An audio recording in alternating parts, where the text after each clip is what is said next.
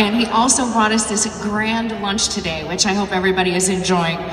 Community service is a really important part of his life. Not only personally, but also professionally, because he asks the same of his employees to get involved and to give back. He's a really, really good guy, and we're so glad that he's here today. Please welcome the president and CEO of Pots and Pans Production, which is the parent management company for Scotty's Brewhouse, and Three Wise Men, Scott Wise.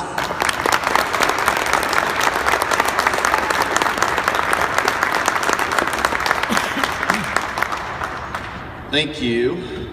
Let's see if I can. Am I allowed to walk around with this thing? Okay, good. I can't be cramped up. I got too much I gotta move, I got energy.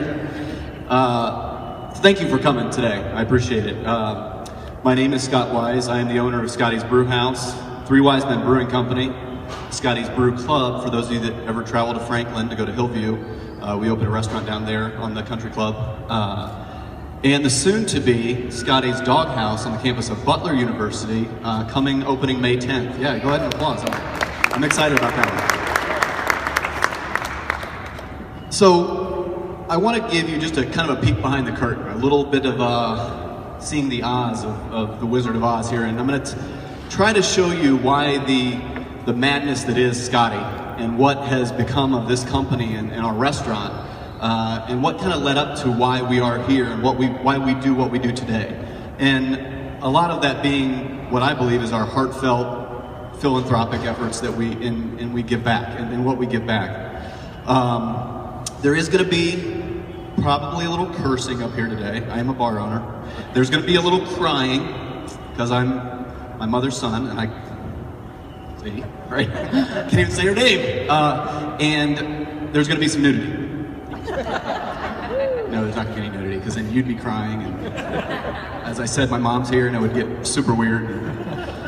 Plus, all the people that are blind in the room wouldn't be able to see this beautiful body all naked, right? So I want to, I believe that you can't know what somebody goes through in their life. You can't, what the saying is, walk a mile in my shoes before you can even judge or know who I am or what I do or why I am.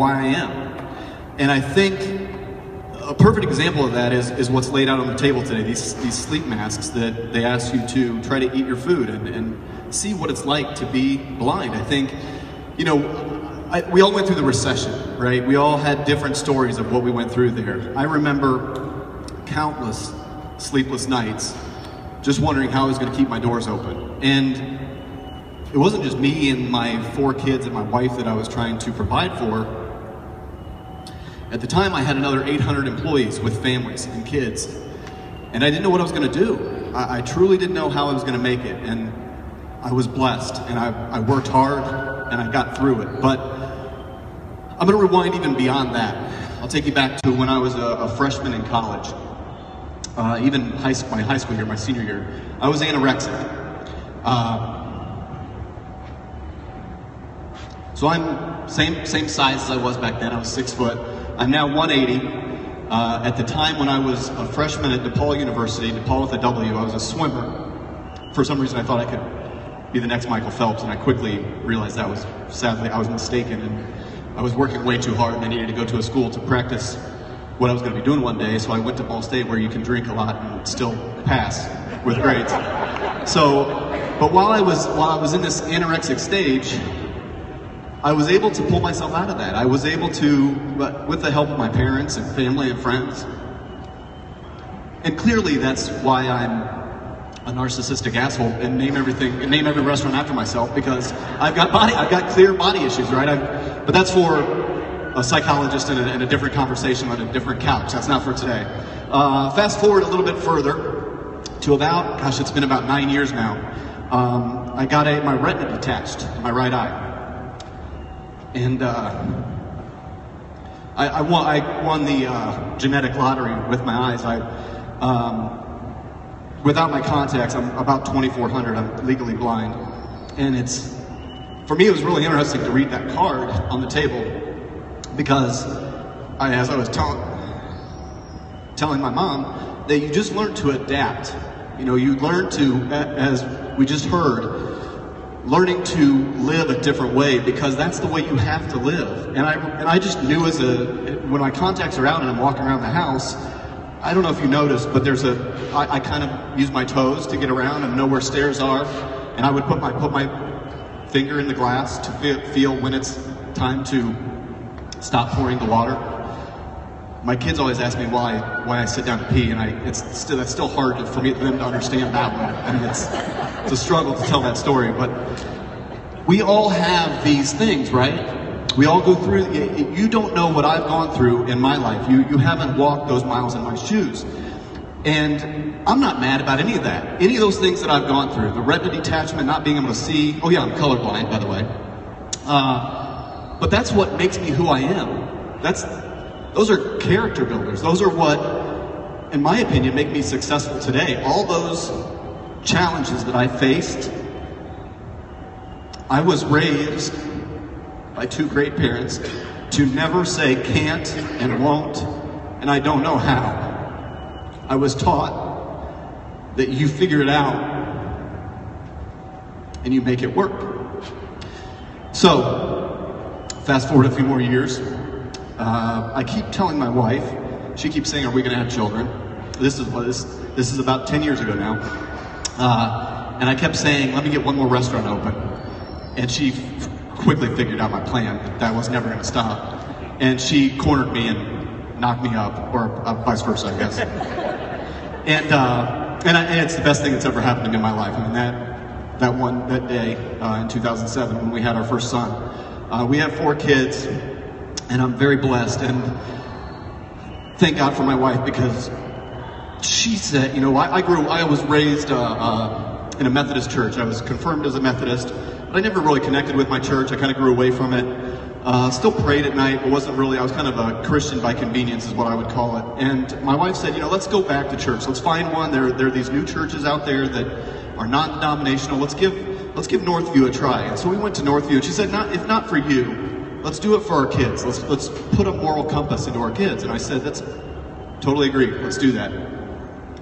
And so I went to Northview and just fell in love with it. And it really was the first part of really what I think has changed my life personally and even professionally. And I'll talk a little bit about that here in a second, about what it's done in the company. But that's where it started. So I'm getting into the church, and I'm loving the church, and I decide, you know what, I want to get baptized again by choice, not as a little infant that's getting dunked underwater by no choice, because my parents decided to just drag me in there and get dunked with water. I was ready. I was ready to commit. I really wanted to do this. But, okay, you see the same theme here happening. I say, let me just get this thing done. Let me just get this store open. Let me just do this. And then this happened. I got bit by a mosquito that caused me to get an infection in my brain, and caused my brain to swell, and caused me to go into a seizure-like shock. And I remember riding in the ambulance at 2 a.m. to the hospital and thinking first about my family. You know, what is my wife going to do? How is she going to run the house without me around? I'm never going to be able to teach my son how to shave.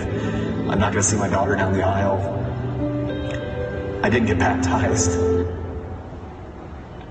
So, I'm going to sidebar here, and I'm going to go back 15 years before that. And again, talking about not knowing what it's like to live in someone else's shoes until you walk a mile in those shoes. I opened my so the first restaurant at the age of 22, completely way too successful at way too early of an age. I'm dumb, I'm naive, but I'm ready to conquer the world because I'm Superman, because restaurants are easy, and I just opened Scotty's Brew House and I'm making a killing. So I decided to open restaurant number 2. For 3 years I struggled on this thing. Did everything that I could have done wrong. Best 3 years of learning experience that I've ever been through in my life. I could not be where I am today without it, but I wouldn't wish it on my worst enemy. Those were nights, talk about the recession of sleepless nights, these were really bad. This was the early years. I lost $1 million. I closed it after 3 years. And it took me about 8 years to pay all that money back, but I eventually paid all that money back. I'm sure that I still owe my parents money because I know that they took care of a lot of things for me. So at some point I'll get you paid back. But that experience was something I needed to go through to get me to where I am today. I needed to feel and suffer and know what it was like to have your back against the wall. However, being, again, young and stupid and naive, any kid that just lost $1 million, most of them would be sucking their thumb and crying in the corner of the room and deciding that they probably shouldn't, maybe either be not in the restaurant business or pick a new career, but not me. I decided to take all that equipment, and my dad would probably even remind you that it was including the water softener and the water heater and everything out of that restaurant, and open restaurant number 2 in Bloomington, Indiana, the Scotty's Brew House in 2001. And I'm thankful for that because today we have not 11 locations, but we're actually at 14 locations, and with the next 3 that we're opening, we'll be at 17. We're opening on Butler's campus in mid-May. We're opening in Punta Gorda, Florida, which is between Sarasota and Fort Myers. For any of you that want to fly down there, Allegiant flies direct. That'll be open in June, and then we're opening it on the campus of the University of Illinois in Champaign-Urbana in July. Beyond that, I'm in talks right now with people in Evansville. I'm going to be signing a deal in Kokomo this week. We're also going to do another location in Bloomington, Illinois. We've got one that's going to happen in Oxford, Ohio at the University of Miami, and Dublin, Ohio. Those are the next ones that are on the slate. Not all, my goal is to try to get 5 to 6 of them open this year without having any of my people jump off a bridge and not want to work for me anymore. So I've been very blessed. I've taken ourselves from that loss of a restaurant, and I can tell you lots of stories in between. It hasn't all been roses all the way up to this point, but we are doing okay right now. However, as I fast forwarded 14 years and I just talked about that situation, you don't know, I'm telling you what's in store for this next year. None of that's guaranteed. God gets to tell me where I'm going. And I don't always listen, and he reminds me of that. And that story that I told you about, I used the screen to tell you the story about my brain infection, completely transformed this company. So Northview, the church, and getting baptized, I eventually did get baptized. After I got out of the hospital, 3 weeks in the hospital with this viral infection, I didn't know how bad it was until a doctor friend of mine told me how close I was to losing my life. And my mom would remind me that I asked about a party that my wife and I were supposed to go to for a friend, and when I came out of my deep sleep, I don't think I was in a coma, but I think I was just not with it. She said that party was several days ago, Scott, and we're just happy to have you back with us right now. So I got out of that, and I promised myself, because I remember being in that ambulance, not that particular one, I think that was clip art, but I remember being in that ambulance and seeing the lights, and I remember the technician trying to ask me my name. I could see my name in my head, I just couldn't say it. And at that time I still could think I knew what was going on. I could see the lights, and I just was so scared.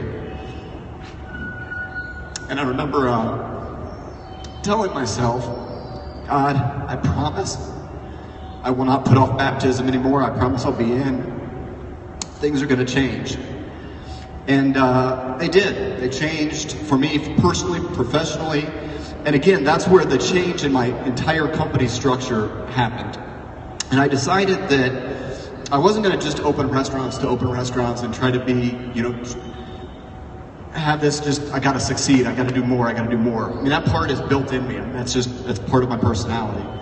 But I wasn't going to be just opening restaurants, just open restaurants. I decided that my employees, these people that are in our industry, again, walk a mile in our shoes. Raise your hand if you've worked in some type of retail before.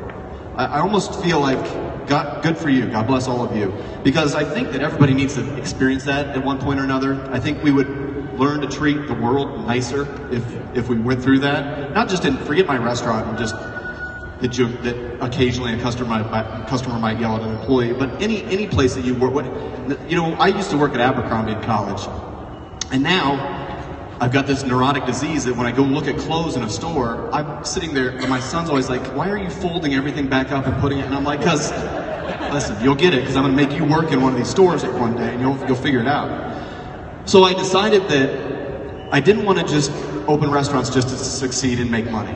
I mean, that's part of the plan, but that isn't the plan. I believe that God had a bigger plan for me, and it's to use a pun like what I'm doing right now, is to stand on a podium like this and be able to do good in our world and bring more people to that and let them see that. I think there are companies that do this for a marketing edge, and that's not me. It never was about marketing. For me, it was about doing good. It was about, I've made it to a level, and my job is to reach back and put a hand back and help someone else that needs a hand up. And I don't know if that's because of all the things that I've been through in my life, anorexia and then the eye problems and just having a soft spot in my heart for those kind of things, or if it was coming close to dying and figuring out that nothing is promised. And if you want to leave your mark, let's leave a positive mark in the world, not just selling burgers and fries and delicious fried pickles and cake and etc. and great beer. So my job now is to teach these employees. I have a lot of respect for teachers and coaches. I think back to the ones that meant a lot to me. That's, my parents, of course, but then I think back to those people in my life that meant something to me, and I think about the stuff that they taught me. And I want a little bit of that. I've got 1,200 bodies moving through this company even more than that on a yearly basis with our turnover. And unfortunately, we're in an industry that we have a lot of people that are broken. Not everybody, but a lot of them are transient. They don't know what they want to do. They're in between this. They just need to make some fast money to pay for rent or feed their kids. And I decided that I was going to do more. I was going to make an impact in their lives. They don't all listen to me, but I figured out, finally, with my children, I always compare my children to my staff, not to offend them, but it's a really good analysis, because I've noticed that if I tell my son to say please and thank you and push a chair in and pick stuff up, I've had a few glimpses of success where I won't be in the room and I'll come in around the corner and I'll hear him say, God bless you, or please to his brother, or it's rare. It doesn't happen that often, but I know that he is listening, and I can apply that same theory to my staff. And although I don't think they're always listening, I've seen it where I'll come around a corner and I see them saying or doing something, and I'm like, man, they acted like they didn't care and they weren't listening, but they really were. So I felt like with these 1,200 people that are coming through, and I'm not going to just teach them how to serve food and drink, and that's part of the job. But if I can just make a tiny little impact, and it's really, for me, one of the coolest things that I see in my job now is that I have parents that will email me, and they'll say, thank you for what you've done, or thank you for the philanthropic that you did for my child, or every time that anybody in our company, if any of you send a thank you note, send an email to me, to our company, to say you've had good service or bad service, if you send a tweet, if you send any of those, I answer every single one. And not only do I answer you, but if you say something positive about a team member, I send a message to them, and I just thank them for working hard. I appreciate them being in the family. And when I get an email from a parent that's a forward from their child, man, it's a good feeling. It reminds me that I'm doing something right and that they are listening. And so after I went through that situation, we'll call it a situation, that near-death experience, that situation, and I decided, so for 17 years I didn't have a vision statement or a mission statement in this company, because I thought that was some kind of cliche bullshit thing that you were supposed to do because now you're a big company. And I thought, no, I'm not going to do that. I've always believed that I'm the anti-chain. I'm gonna operate like a very well-organized organization, but I'm not going to turn into those big box stores. I want my company to run like a mom and pop. I want you to walk in and feel like it's still professionally run, but it's a mom and pop. And so I didn't want to have that mission statement. However, after I went through that life experience, we as a team, we got together and we said, how about we do this? How about we create a card that, well, you know what, I'm gonna let this, it's gonna be me talking, but I'm gonna show this video of me talking. But the thing that we did, or that I did, is I grabbed from this book everything I need to know I learned in kindergarten. And if you haven't picked that up in a while, just Google it. And there's one page you should read.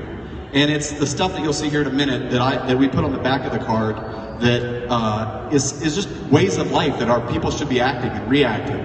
But let me tell you why the card was created. And that's the beauty of this new statement. The statement on that card is individualized. It's for you to decide who you want to make proud. And mine is my mom. I don't always make her proud. I'm sure that I've screwed up many times in my life, and I still will make mistakes.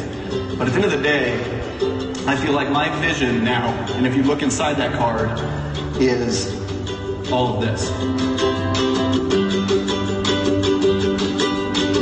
I talked to some of my team about this when we came up with this idea and this concept, and some of them said, you know what, I want to do stuff to make my kids proud. I want to do something to make my uncle proud. I want to do something that makes my wife or my husband proud.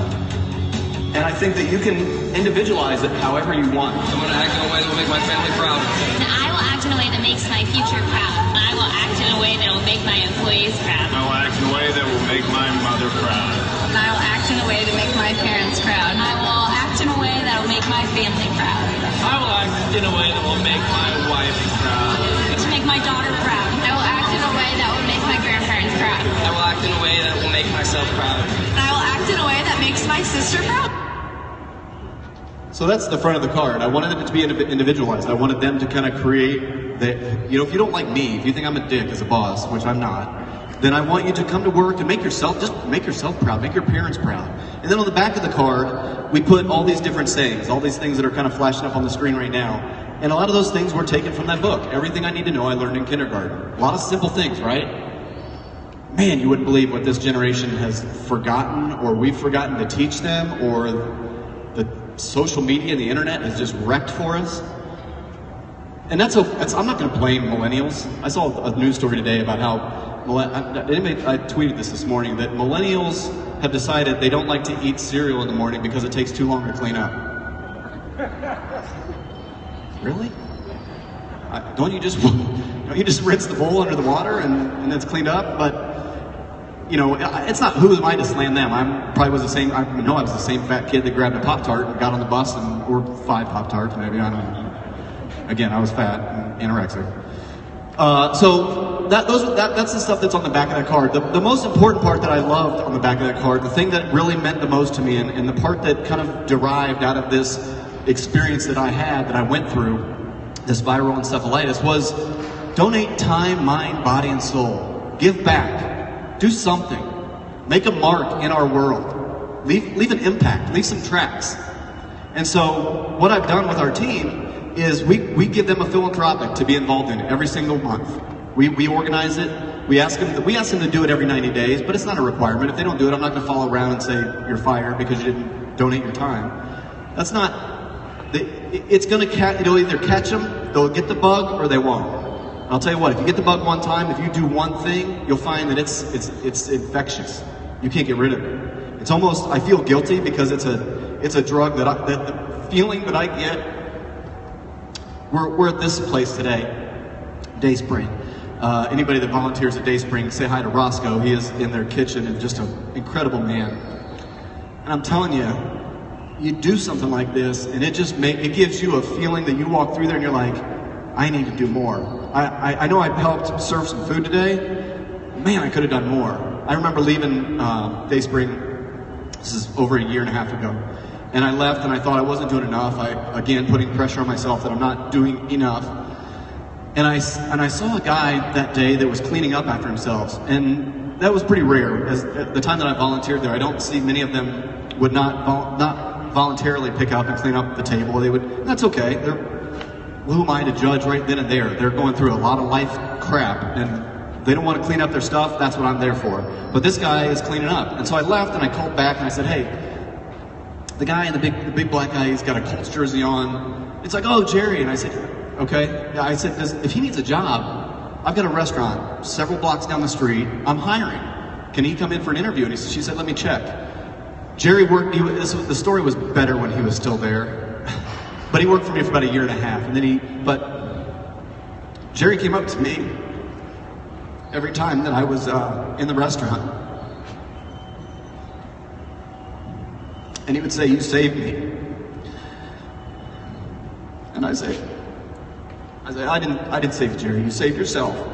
I gave you an opportunity. I opened a door, and you went in.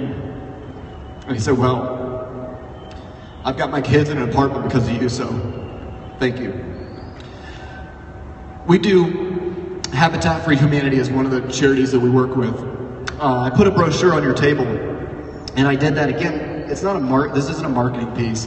It's something that we just like people to know, the organizations that we work with, so that people understand, like, when I don't get to talk to a group like this very often. If I could shout from the highest mountain and tell everybody what we do, I would do it, because if I could get one of you to volunteer now because you got to hear my story, then I think we've done something, then I've made my impact.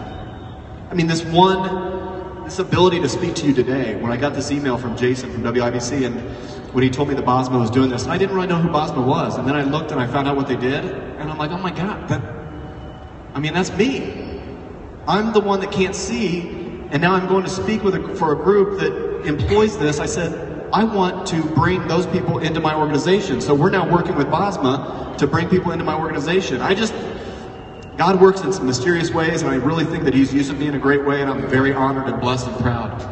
Thanksgiving downtown, this last year was our 5th anniversary of feeding the homeless. The first year we fed 50 people. This last year we fed 750 people. And that's...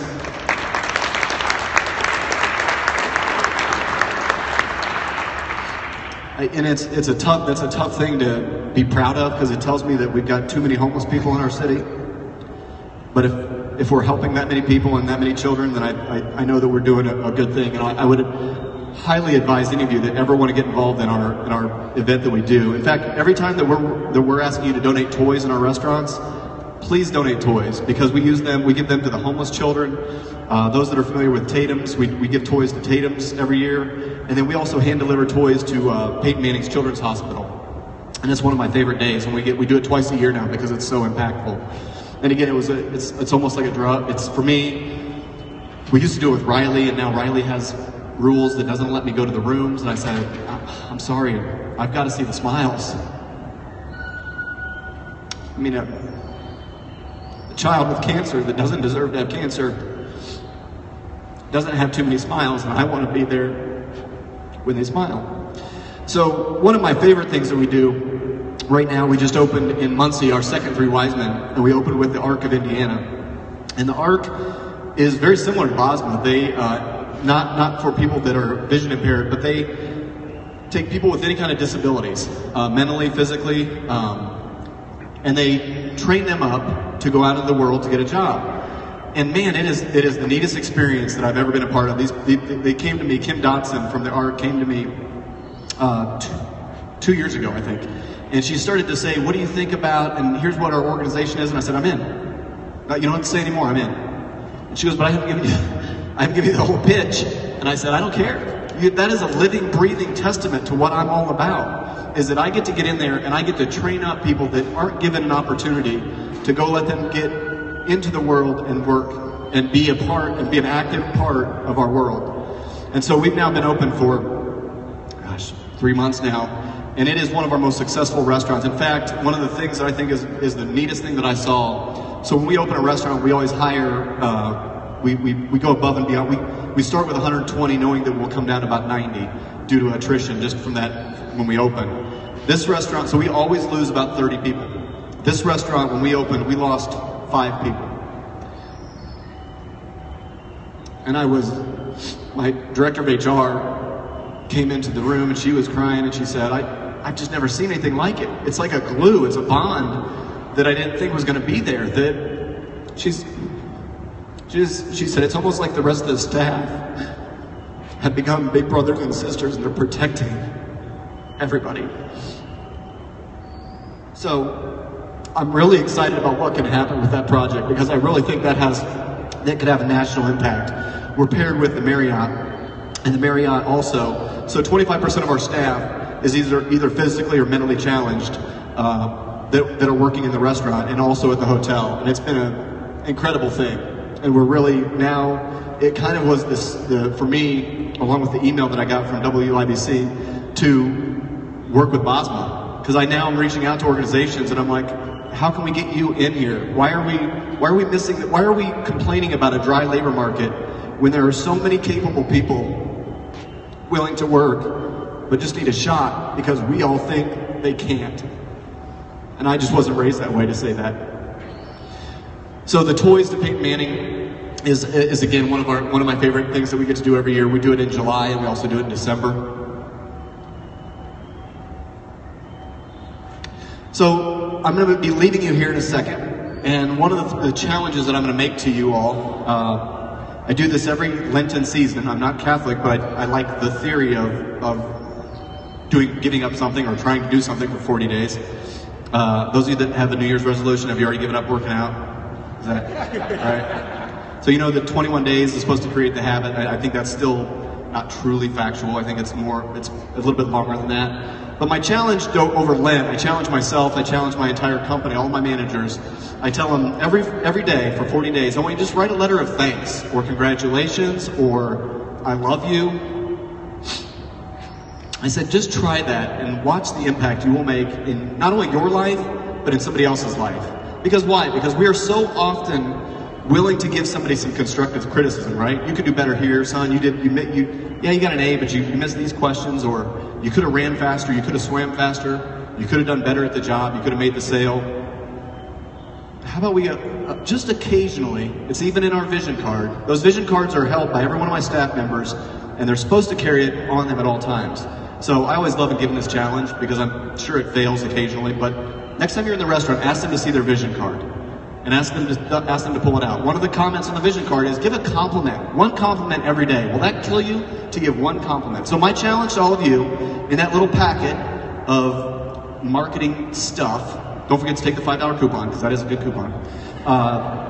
That one is marketing. But there's a card, there's a thank you card. And if you don't want to use mine, because it has my logo, you don't have to do that. That part is not marketing, I don't care. My challenge is, just go thank somebody. So what I do is I start with the most important people in my life. I started with my wife and my kids. I haven't got my parents yet. They're coming. And my lawyers over here, I'm sure they need cards, but they're only here because I'm trying to make sure I don't say anything I'm not supposed to say and prepare defense. But try the challenge. I even did it, so at my desk, I always hear the UPS guy come in. We pay for dry cleaning for my team, so I hear the dry cleaner guy come in to pick up the dry cleaning. And it's awesome. I just listen to it because it just, I don't know, it just fills me with joy to hear somebody say, what's this? You know, first they're cranky, like they're getting a bill. Then they open it, and you occasionally will get a handshake, it'll turn into a bro hug, and I love it, man. It is just awesome. It's impactful. So today, just do it. Just take my challenge and just write some kind of thing. Even if you can't, here's the rule. The one rule that I tell my team: no ass kissing. So you can't take the card and write a note to your boss and say, "Oh, I love what you do, and thanks for sending me to the Bosma thing today. Scotty was a great speaker." Actually, you can't say that. You should send a note. Give a note to all the Bosma people and to the WIBC people, because that would be great. So, pay it forward.